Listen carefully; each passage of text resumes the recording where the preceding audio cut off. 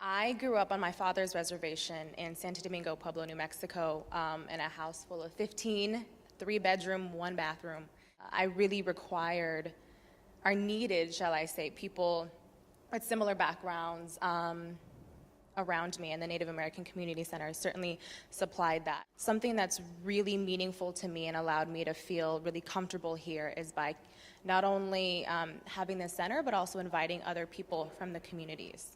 Growing up, I attended a predominantly white school from ages 3 to 18 in Atlanta, Georgia, and I never really felt proud. I actually felt a little ashamed to be Black for much of my life, and it was not until I got to Stanford and I saw this strong Black community that said, we are Black and we are proud, that I started to feel that on a personal level. And so that level of confidence that I've gotten through my participation with BSU, Ujamaa, the Black House, has been a hugely important part of my Stanford experience.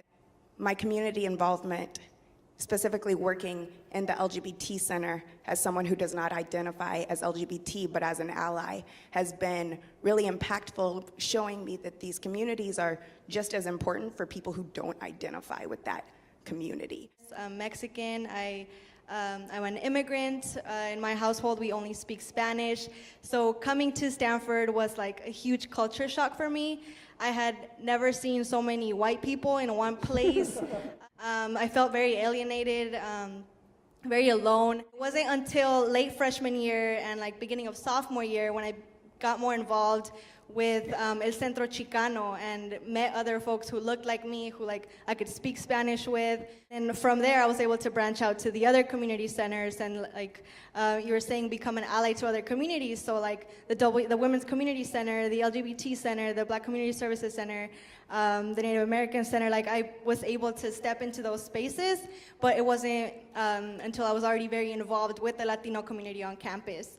I was the first student from my high school to come to Stanford ever. I went to a really small charter school. Freshman year, I thought about transferring, going to a smaller school. Also, being around so much wealth was something that was new for me. Eventually, sophomore year, I found the first-gen low-income community on campus, and I think one of the most important things we do is things like this.